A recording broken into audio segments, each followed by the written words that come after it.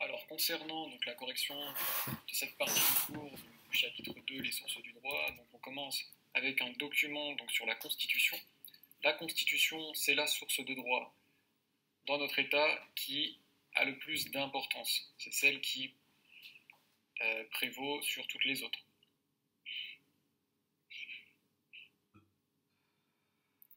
La question 3 vous demandez de préciser de quel pouvoir est issue cette Constitution, soit exécutif, soit législatif, soit judiciaire.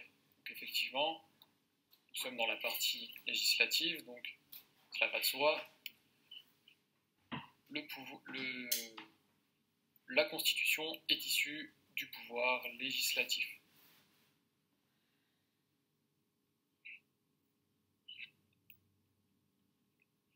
Quel est le rôle de cette Constitution? Donc, la Constitution définit les différentes institutions qui composent l'État. C'est elle qui encadre les différentes institutions au sein de l'État, ainsi que leurs relations.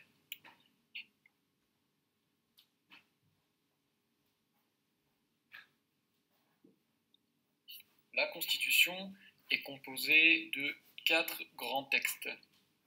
Le premier étant la Déclaration des droits de l'homme et du citoyen, la deuxième étant le préambule de 1946, le troisième, la Constitution de 1958, et enfin le dernier, qui est la Charte de l'environnement de 2004, qui a été ajoutée plus récemment. La question 5 vous demandez d'exprimer l'objectif global de chacun de ces textes. Donc pour le premier, qui est donc la Déclaration des droits de l'homme, il s'agit donc de définir les droits fondamentaux des citoyens. C'est ce qu'on peut dire être la base de tout.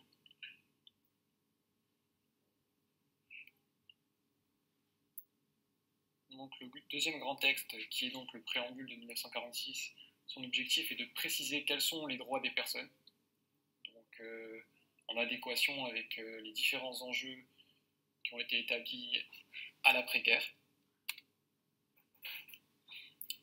Donc l'objectif du troisième texte, c'est bien évidemment d'énoncer quels sont les grands principes et le fonctionnement de la République. Donc on parlera ici de laïcité, de liberté, d'égalité et de fraternité.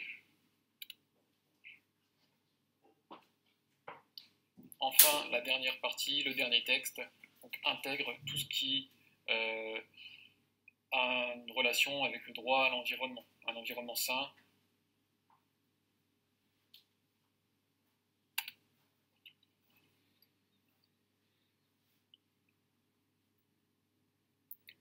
Donc le document 3 se focalise sur l'élaboration de la loi, donc comment une loi est créée, quel est le parcours de la création de celle-ci. Donc là, nous ne sommes plus dans la Constitution, nous sommes dans la loi. C'est une autre source de droit issue du pouvoir législatif. Donc vous avez sur le schéma ci-dessous le cheminement d'une loi qui part de son origine, donc avec soit un projet de loi issu du Premier ministre, soit une proposition de loi issue de sénateurs ou de députés. Donc, issue du Sénat ou de l'Assemblée nationale. Suite à ce projet ou à cette proposition, il y a évidemment un examen de la loi. Il y a ensuite un vote, avec des échanges entre les deux institutions que sont le Sénat et l'Assemblée nationale. Et enfin, une publication de la loi et évidemment une application de la loi.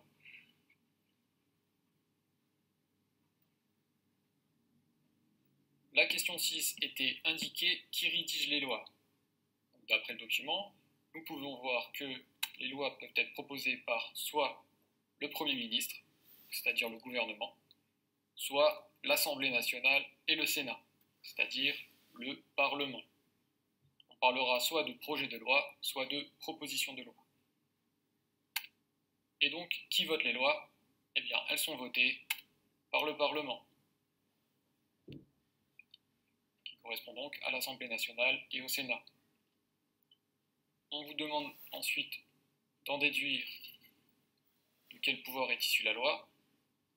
Donc nous sommes, encore une fois, dans le cas pouvoir législatif. Voici maintenant ce qu'on appelle la hiérarchie des normes. Donc, la hiérarchie des normes, on pourrait appeler ça la hiérarchie des sources de droit. Ça marcherait. Donc, cette hiérarchie des normes, elle est composée de 6 principales sources de droit. 2 d'entre elles, ici représentées en vert, sont issues du pouvoir législatif. Nous avons donc la Constitution, au sommet de la pyramide, c'est-à-dire qu'elle est bien évidemment au-dessus de toutes les autres. Donc elle prévoit le fonctionnement général de la loi au sein de la France, au sein d'un État. En deuxième lieu, nous avons une autre source que nous verrons plus tard. Et en troisième lieu, toujours en vert, nous avons la loi. Donc la loi, ce sont l'ensemble des règles de droit qui s'appliquent à tous. Elle est également issue du pouvoir législatif.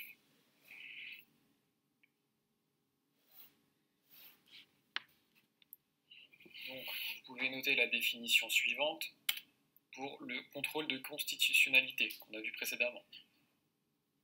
Donc, le contrôle de constitutionnalité, c'est la vérification du respect de la Constitution par les règles de droit.